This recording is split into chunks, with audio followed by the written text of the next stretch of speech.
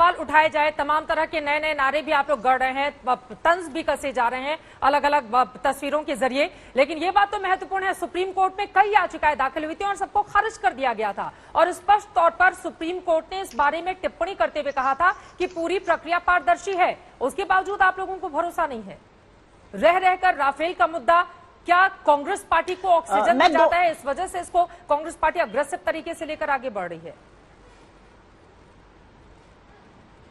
मैं दो चार चीजें आपके माध्यम से आपके व्यूअर्स के सामने रखना चाहती हूं। जब राफेल का पहली बार डिमांड आई थी तो इंडियन एयरफोर्स ने कहा था उनको 126 एयरक्राफ्ट चाहिए, जिसमें से करार हो रहा था कि 18 हम बनी बनाई कंडीशन में फ्रांस से खरीदेंगे और 108 जो है वो हमारे यहाँ हिंदुस्तान एरोनॉटिक्स लिमिटेड मतलब एचएएल बनाएगा। और सोचिए अगर एचएएल बनाता तो शायद हम अभी एक्सपोर्ट भी कर रहे होते, लेकिन ऐसा नहीं हुआ। प्रधानमंत्री ने तत्कालीन रक्षा मंत्री को भी नहीं पता था कि वहां जाके ये करार होने वाला है, उन्होंने अपना डिसेंट भी इस पर दिया था। खैर वो बात हम बाद में करेंगे। प्रधानमंत्री के जाने के 10 दिन पहले तत्कालीन फॉरेन सेक्रेटरी ने प्रेस की ब्रीफिंग में, जिसमें मैं शामिल थी, यह कहा था रफाल पर बात नहीं होगी।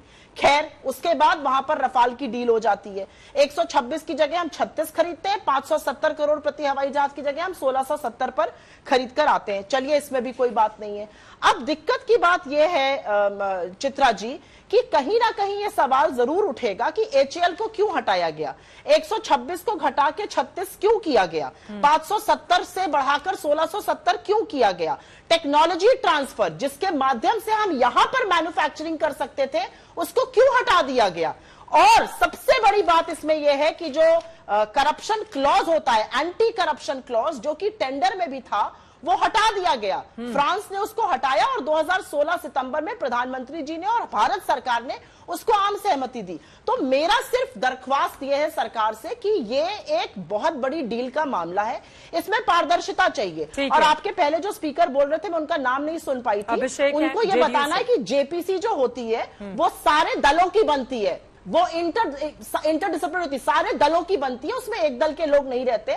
शायद इनको संविधान की समझ कम है, तो जेपीसी में पहले भी बाकी दलों के लोग रहते, अभी भी बाकी दलों के सत्ता पक्ष दोनों के लोग। अभिषेक, मैं आपके पास आऊंगी, एक बार गौरव की बात हो जाए। अभिषेक आपके पास में आऊंगी, ये बात तो महत्वपूर्ण है ना गौरव भाटिया। देखिए दूध का दूध और पानी का पानी हो जाए, जो भी सच है वो देश के सामने। और यहाँ पर सवाल यह है कि जिस वेबसाइट मीडिया पार्ट ने अपने रिपोर्ट का जिक्र किया है, जिसके आधार पर पूरी प्रक्रिया और जांच आगे बढ़ रही है, उसने दसौं एविएशन के बारे में लिखा है कि 4.39 करोड़ क्लाइंट गिफ्ट के नाम पर खर्च किए गए थे और इसका कोई भी ठोस जवाब कंपनी की ओर से नहीं दिया गया है। तो अगर इस तरह के तमाम ऐसे सवाल एक के बाद एक खड़े हो रहे हैं तो उसका सच देश के सामने, हिंदुस्तान के सामने कैसे आएगा? गौरव भाटिया। चित्रा जी देखिए, सबसे पहले आज ये भी प्रश्न पूछना पड़ेगा कि राहुल गांधी की खुद की विश्वसनीयता क्या है। और मैं आपको 4 तथ्य देता हूं और बिल्कुल वेरीफाई भी करिएगा। पहला, सर्वोच्च न्यायालय में झूठ बोलने के लिए उन्होंने माफी मांगी बेशर्त, बिना शर्त के। दूसरा, प्रेसिडेंट होलैंड का जो तत्कालीन प्रेसिडेंट रहे हैं फ्रांस के, एक झूठा वक्तव्य दिया राहुल गांधी ने, जिसको प्रेसिडेंट होलैंड ने खुद कहा कि राहुल गांधी झूठ बोल रहे हैं। तीसरी बात, राहुल गांधी और सोनिया गांधी तो इतने बड़े भ्रष्टाचारी और पापी हैं, इन्होंने देश को केवल लूटा है, दोनों आज भ्रष्टाचार के मामले में ही बेल पे बाहर है। पारदर्शिता कहां चली जाती है?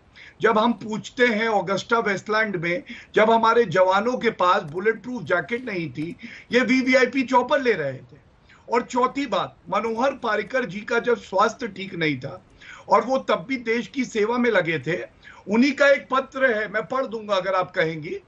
तो झूठ मूठ का नाटक करके राहुल गांधी वहां पहुंचे बिना अपॉइंटमेंट के, और उसके बाद उन्होंने कहा, मनोहर पारिकर जी ने मुझे कहा है कि मनोहर पारिकर जी से तो बात ही नहीं हुई। मनोहर पारिकर जी ने बाद में एक चिट्ठी लिखी, उन्होंने कहा बहुत पीड़ा हुई कि ये 51 साल के अपरिपक्व झूठे बालक जो हैं ये झूठ बोल रहे हैं, इन्होंने तो राफेल पे हमसे बात ही नहीं करी। चित्रा जी, शब्दों की मर्यादा में न रखूं फिर? नहीं, शब्दों प्लीज दोनों ही लोगों से शब्दों की मर्यादा बनाकर। गौरव अपनी बात जल्दी से खत्म। जिन शब्दों को ये इस्तेमाल कर रहे हैं, मैं अपनी नहीं, Chitra ji 1 minute, Chitra ji 1 second, 10 second में मैं बस पूछना चाहती हूँ, ये मेरी लीडरशिप के लिए जो शब्दों का इस्तेमाल कर रहे हैं, क्या मैं इन्हीं शब्दों का इस्तेमाल फिर इनकी लीडरशिप के लिए करूं आपके शो पर? मर्यादा को बनाकर रखेंगे। गौरव, आपके लिए भी, सुप्रिया आपके लिए भी, प्लीज। तो आप हम मुद्दे पर बातचीत कर रहे हैं, हम मुद्दे पर। ठीक है सुप्रिया, आप उनको टोकिए। ठीक है, मैं टोकूंगी, आपने भी टोक दिया, आपने भी कह दिया ना, हो गई बात, हो गई बात।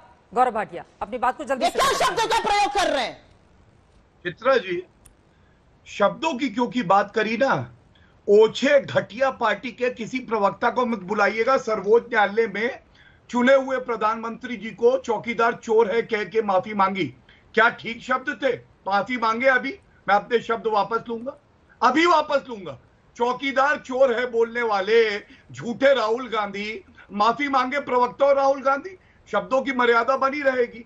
आप करें तो बहुत अच्छा है, हम लोग अगर बोले सच्चाई कि झूठ बोल रहे हैं तो आपको दर्द हो जाता है। अब मैं आता हूं एक और बात पे, अब मैं एक और बात पे आता हूं। हाँ, सर्वोच्च न्यायालय में देखिए कितना झूठ बोला जा रहा है आपके चैनल पे। 126 जेट ला रहे थे, ओ 36 क्यों रह गए? अरे सर्वोच्च न्यायालय का जजमेंट पढ़ लिया होता। मैं केवल एक लाइन पढ़ूंगा,